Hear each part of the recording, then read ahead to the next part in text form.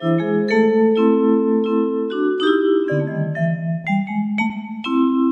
vu ça, Fufu? Il est 17h, on va passer à la radio. Oui, c'est l'heure des rediffusions des contes de Moutmout et Fufu qu'on a enregistrés pendant le confinement. Bonne écoute, les auditeurs. Oui, oui, oui.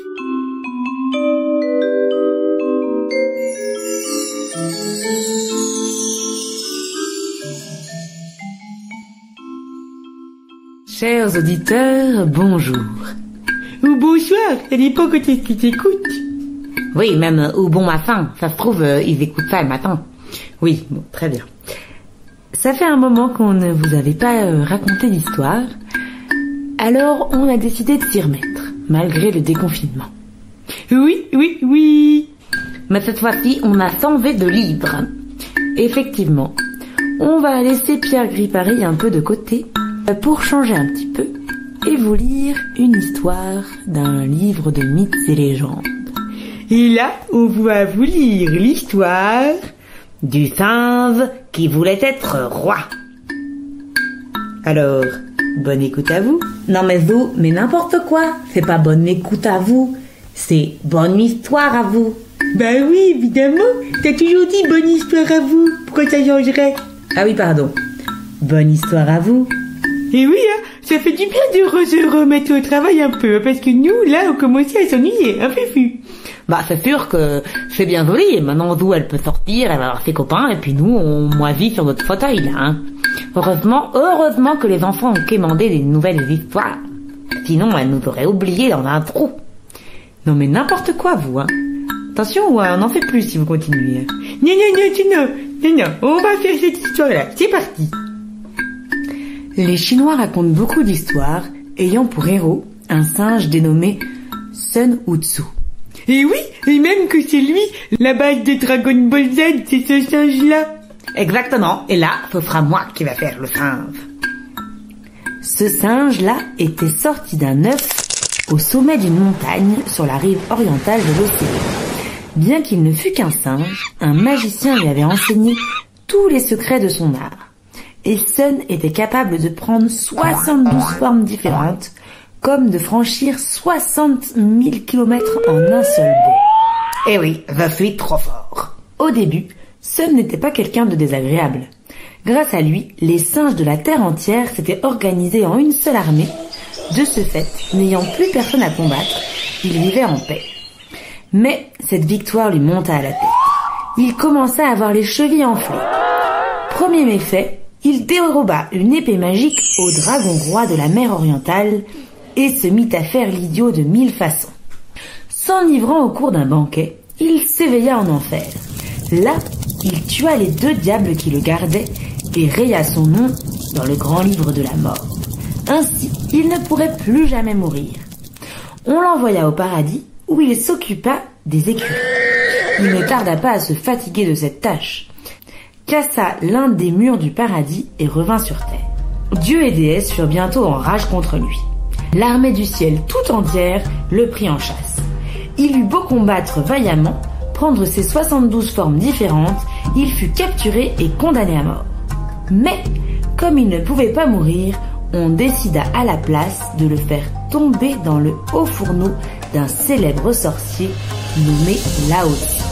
Lao Tzu bourra son fourneau et le chauffa à blanc. Puis, il lâcha le singe et claqua le couvercle. Sun resta dans le poêle 49 jours.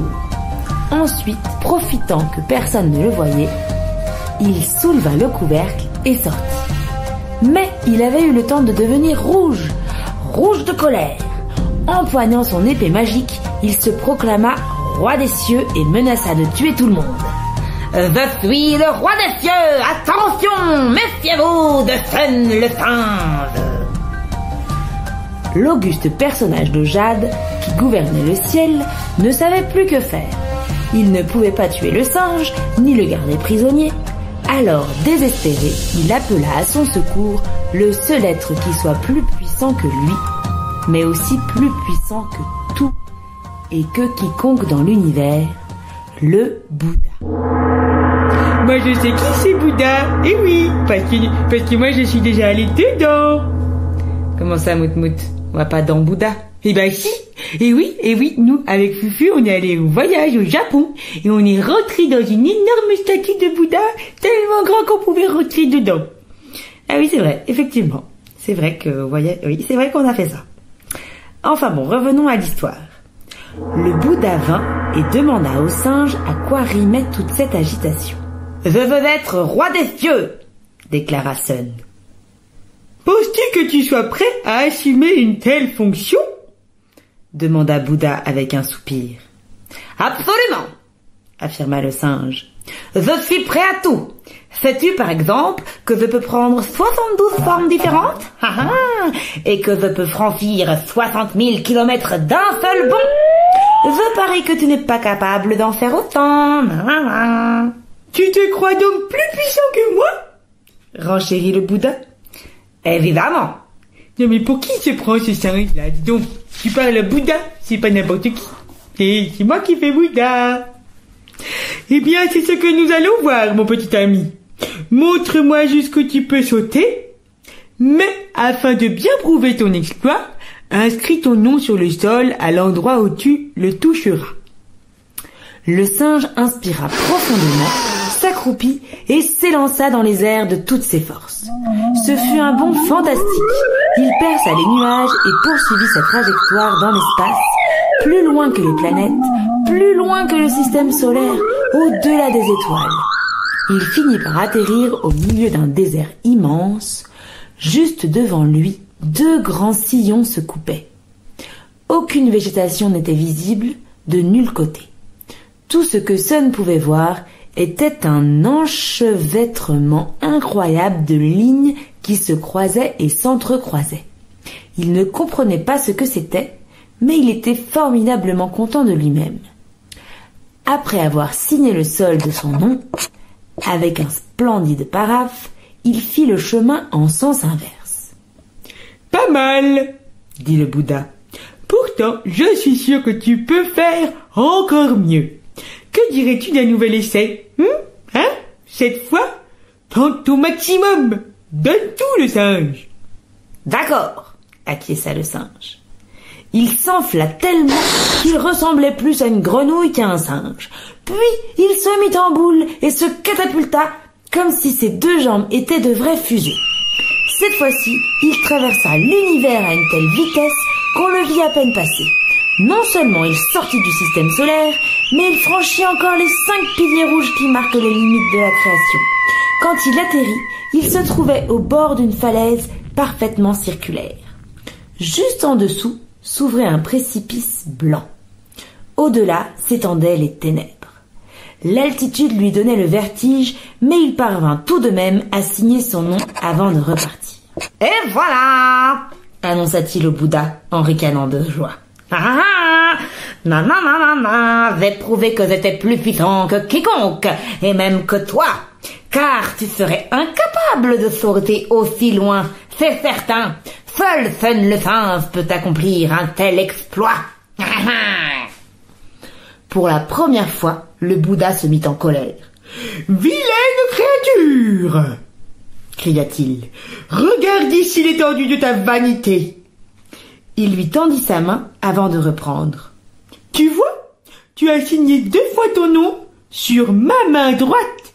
Lors de ton premier saut, tu as atterri sur ma paume, entre ma ligne de vie et ma ligne de destin. Au second, tu n'as atteint que le bout de mon index. Tu te tenais au bord de mon ongle. Ces marques sont la preuve de tes propres limites. » Le singe fut saisi de frayeur et se mit à trembler. Il ouvrit la bouche pour parler, mais il était trop tard.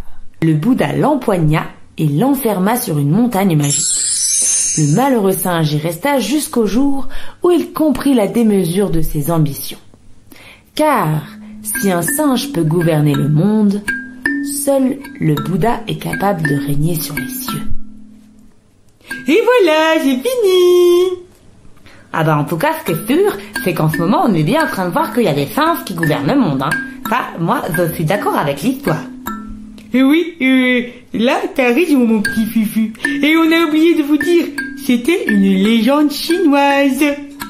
Eh ben, on espère que vous êtes contents, que ça vous a plu. Et même si c'est différent de d'habitude, c'était chouette.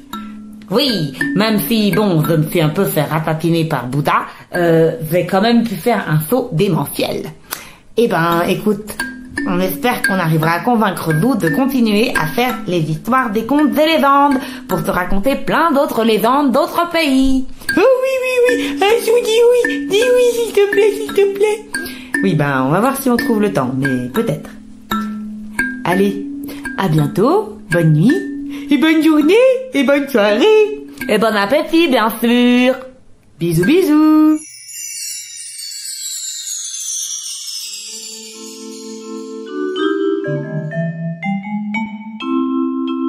Par contre, la suite, ce sera pas demain, ce sera mardi. Eh oui, parce qu'on passe les mardis à 17h. Alors à mardi. Salut.